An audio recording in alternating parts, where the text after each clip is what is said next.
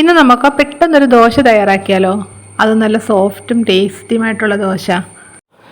ഈ വീഡിയോ ഇഷ്ടമാകുകയാണെങ്കിൽ ഒന്ന് ലൈക്ക് ചെയ്യാനും ഷെയർ ചെയ്യാനും അതുപോലെ ഞങ്ങളുടെ ചാനൽ ഒന്ന് സബ്സ്ക്രൈബ് ചെയ്ത് സപ്പോർട്ട് ചെയ്യാനും മറക്കരുതേ. എങ്കിൽ നമുക്ക് വീഡിയോ കണ്ടു നോക്കാം. ഒരു പാത്രം എടുത്തിട്ടുണ്ട്. അതിലോട്ട് 1/4 കപ്പ് അവലിട്ട് കൊടുക്കാം. വെളുത്ത കട്ടി കുറഞ്ഞ അവലാണ് എടുത്തിരിക്കുന്നത്. കട്ടിയുള്ള അവലാണെങ്കിൽ 1/2 കപ്പ് എടുത്താൽ മതി. ഇത് നല്ലതായിട്ട് 2 പ്രാവശ്യം കഴുകിയെടുക്കണം. അവൽ നല്ലതായിട്ട് കഴുകിയെടുത്തിട്ടുണ്ട്. ഇതിലോട്ട് 1 കപ്പ് റവ ഇട്ട് കൊടുക്കാം. ഇനി ഇതിലോട്ട് 1/2 കപ്പ് തൈര് ഒഴിച്ച് കൊടുക്കാം. അത്യാവശ്യം പുളിയുള്ള തൈരാണ് എടുത്തിരിക്കുന്നത്.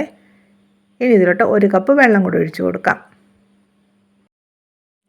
ഇനി ഇതിലോട്ട് ഒരു 1/2 ടീസ്പൂൺ ഉപ്പുപൊടിയും കൂടെ ചേർത്ത് കൊടുത്തിട്ട് നല്ലതായിട്ടൊന്ന് ഇളക്കിയെടുക്കണം.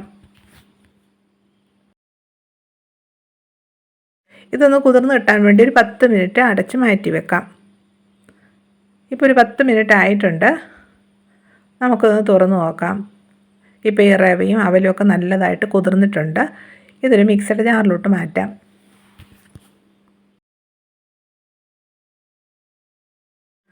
ഇനി ഇതിലോട്ടൊരു 1/4 കപ്പ് വെള്ളം കൂടി ഒഴിച്ച് കൊടുത്തിട്ട് നല്ലതായിട്ട് ഇതൊന്ന് അരച്ചെടുക്കാം. നല്ലതായിട്ട് ഇതൊന്ന് അരച്ചെടുത്തിട്ടുണ്ട്. അരച്ചെടുത്ത മാവ് ഒരു ബൗളിലോട്ട് മാറ്റാം.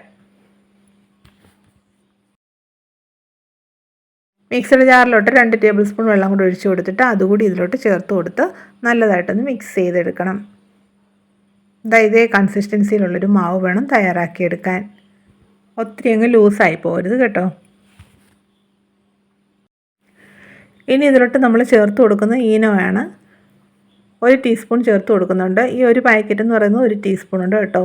ഈനോയ്ക്ക് പകരം 1/4 ടീസ്പൂൺ സോഡാപ്പൊടി ചേർത്താലും മതി.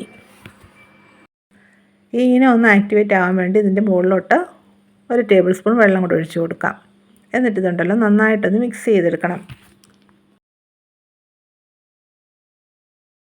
ഈനോ ചേർത്ത് കൊടുത്ത് മിക്സ് ചെയ്തെടുക്കുമ്പോഴത്തേക്ക് ഈ മാവുണ്ടല്ലോ നല്ലതായിട്ടൊന്ന് പതഞ്ഞ് പൊങ്ങി വരും. അപ്പോൾ നമ്മുടെ ദോശ നല്ല സോഫ്റ്റായിട്ട് കിട്ടും. അപ്പോൾ ഈ ദോശയ്ക്ക് വേണ്ട മാവൊക്കെ റെഡി ആയിട്ടുണ്ട്. ഇനി ഇത് ദോശക്കല്ലിലോട്ട് ഒഴിച്ച് കൊടുത്തൊന്ന് ചുട്ടെടുക്കാം. സ്റ്റവ് കത്തിച്ചൊരു ദോശക്കല്ല് വെച്ച് കൊടുത്തിട്ടുണ്ട്. ഇപ്പോൾ നല്ലതായിട്ട് ചൂടായി. ഇതിലോട്ട് 1 തവി മാവ് ഒഴിച്ച് കൊടുക്കാം. പരത്തേണ്ട ആവശ്യമൊന്നുമില്ല കേട്ടോ. ഇതേ രീതിയിലൊന്ന് ഒഴിച്ച് കൊടുക്കുമ്പോൾ നല്ലതായിട്ടൊന്ന് സ്പ്രെഡായി കിട്ടും. ഇപ്പോൾ ഇതാ നല്ല ബബിൾസൊക്കെ വരാൻ തുടങ്ങിയിട്ടുണ്ട്. 2 മിനിറ്റ് നേരം ഇതൊന്ന് തുറന്ന് വെച്ചൊന്ന് കുക്ക് ചെയ്യണം. അതിനുശേഷം ഒന്ന് അടച്ച് വെച്ച് 1 മിനിറ്റ് ഒന്ന് കുക്ക് ചെയ്തെടുക്കണം. ഇപ്പോൾ 1 മിനിറ്റ് കൂടെ ആയിട്ടുണ്ട്. നമുക്കൊന്ന് തുറക്കാം. അത് നോക്കിക്കാൻ നമ്മുടെ ദോശയൊക്കെ റെഡി ആയിട്ടുണ്ട്.